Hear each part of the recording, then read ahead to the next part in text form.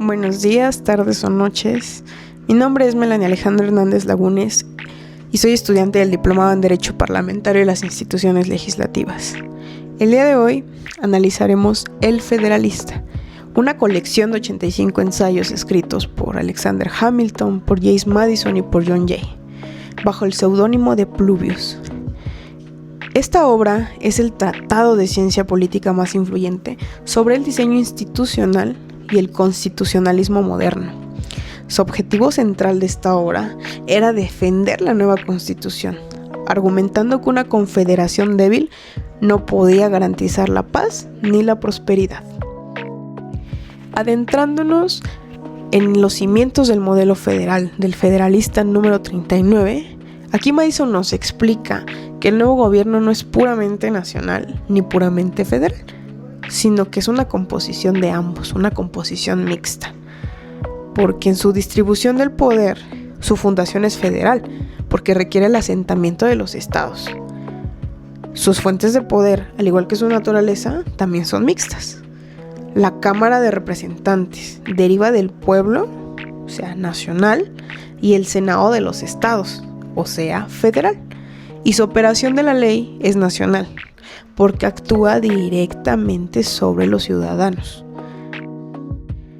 A lo que nos lleva todo esto también es analizar su arquitectura, que es básicamente constitucional, explicado en el Federalista número 51, como podemos observar en la imagen, como si fuera una jerarquía. Su naturaleza es humana, puesto que el núcleo del sistema es el realismo político. Bien lo decía Madison, si los hombres fueran ángeles, ningún gobierno sería necesario. Tenemos los pesos y contrapesos, o sea, el sistema no confía en la buena voluntad, sino que utiliza ambición contra la ambición. En su lugar, estructura el gobierno de modo que los intereses personales de cada funcionario lo lleven a defender los límites de su oficina. Y cuenta con doble seguridad. Se crea esta para los derechos del pueblo al dividir el poder primero entre Estado y Federación y luego subdividirlo. La parte federal en tres ramas, los que ya conocemos: el ejecutivo, el legislativo y el judicial. En cuanto al vigor del ejecutivo explicado en el Federalista número 70, Hamilton defiende la necesidad de un Estado unitario, un solo presidente, para garantizar energía, o sea, un ejecutivo unitario, un ejecutivo vigoroso. Él lo marcaba como algo esencial para proteger la propiedad y administrar las leyes, permitiendo además identificar claramente la responsabilidad en una sola persona, el poder concentrado en la cabecilla, el ejecutivo.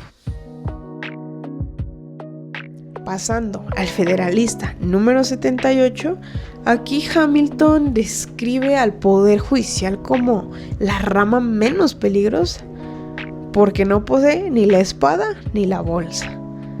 Se queda únicamente en el juicio. Su deber principal es la revisión judicial, declarar nulos los actos que contradigan la Constitución.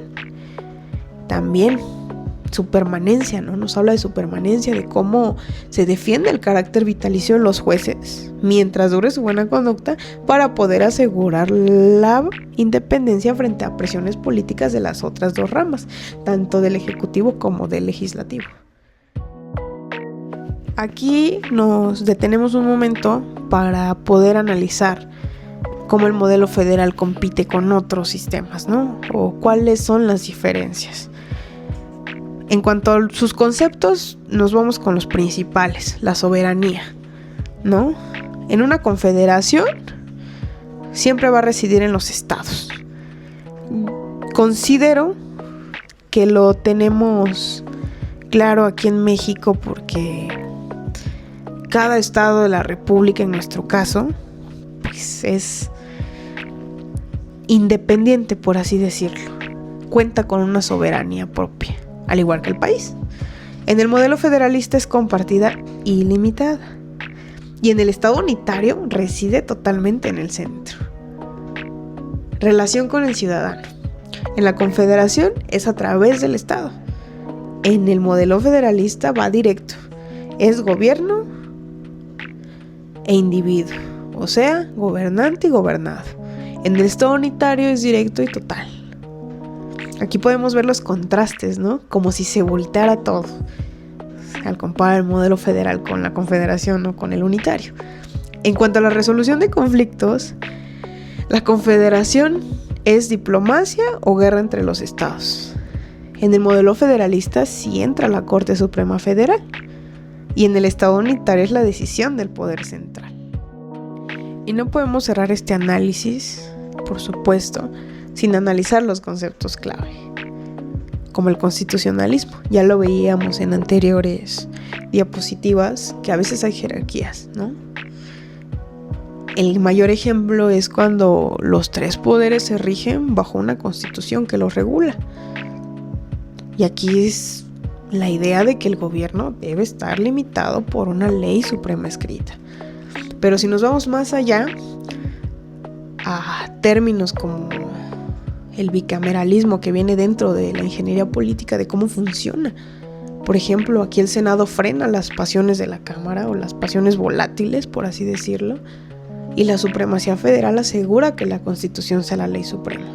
Van de la mano. Esto explicado en el Federalista 62 y 63. Y si nos vamos a la supremacía federal, pues es el principio de que la Constitución y las leyes federales son la ley suprema de la tierra.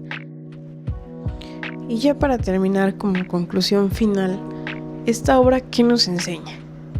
Nos enseña que la libertad no se protege solo con buenas intenciones, sino con una arquitectura política que fragmenta el poder. El sistema de pesos y contrapesos no es una traba burocrática, es la garantía de que ningún interés particular esté por encima de la Constitución. Muchas gracias por su atención.